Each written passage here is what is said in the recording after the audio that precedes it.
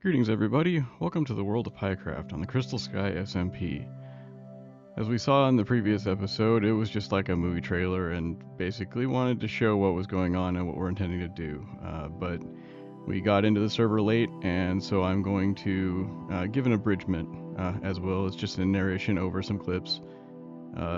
Getting more topical video will be with the next episode.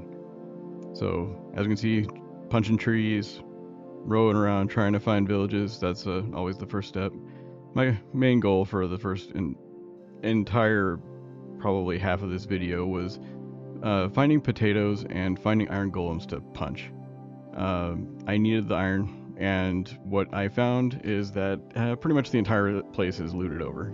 All of the villages are cleared out or don't have enough population to actually bring iron golems into play. So decided to move closer to my base that I'm going to do. If you look up in the corner there in the sand area, that's going to be all of my domain. But for now, I need some wood.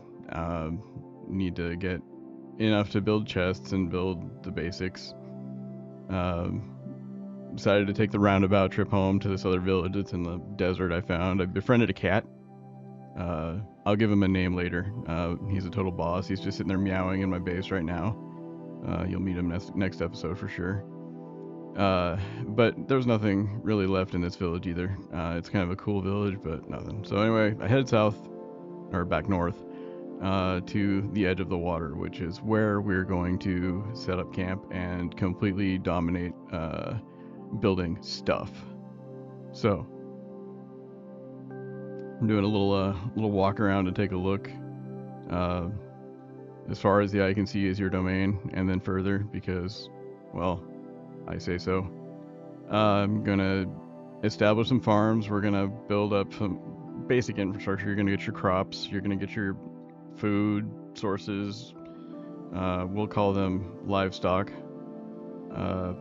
Going here, all in bits and pieces by the time we get up and running.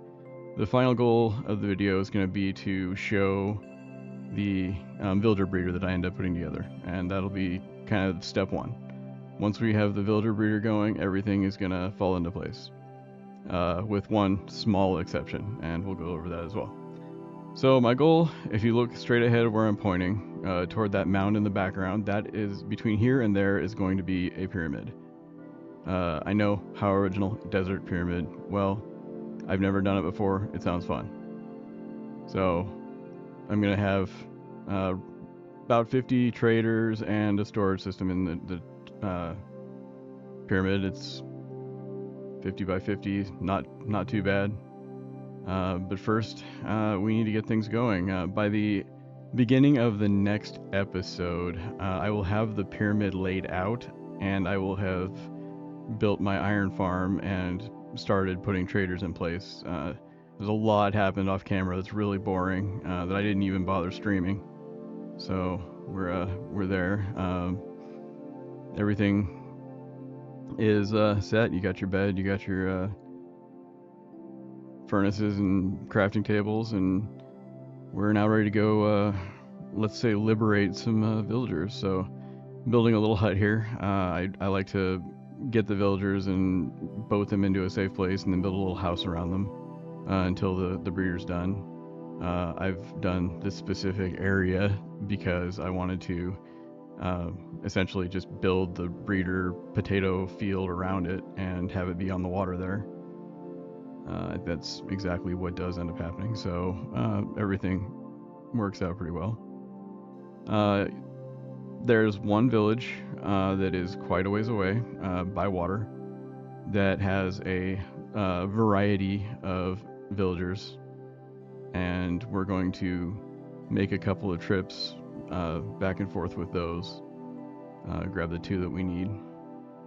But first we make our little sand hut here, since acacia wood is all I've got. Make a roof and like back block out of acacia fence, and then the other imperative that we follow to start with is cooking logs into charcoal so we can make torches. Everything that you can see on the screen right now, by episode 2, I have torched. There is no mob that will spawn within any range of aggro of our base. So my traders are safe. I don't have to build up protection for them. But it is exceptionally time consuming to go chop down wood and make charcoal out of it. However, it's extremely efficient. One piece of charcoal can turn 8 into 8 with wood fuel. So that's something that early Minecraft me never really knew, and so I would just go mining for coal and iron at the same time. What current me doesn't know is that iron is not easy to find right now. So going and searching for coal while finding iron would have loaded me up really nice. But here's the village. Nice little village. It's got 2 of the churches, but in reality, it's just a hoof away. I have to stop and sleep on the way because just like Double O, or B-dubs, sorry, there's a Double O on the server. Just like B-dubs, I sleep every night. I don't like to let night go at all. But we got our 2 villagers, so now we got to start planting crops. Gotta get those potatoes, which is agonizingly slow when you only have 3 to start with. So that's going to be the goal. We're going to build the breeder here in a little bit, and it's going to take a while to actually get all the potatoes planted. So I went around looking for more villages because I wanted to get that iron. I like refused to mine for iron this time around. So I went around the entire ocean that is the primary goal of our server and found one village that had a iron golem hidden in the back. And I had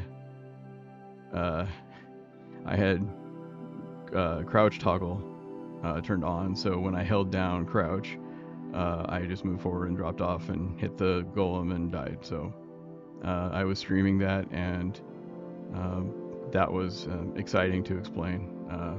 I like laughing at me. I like it when other people laugh with me.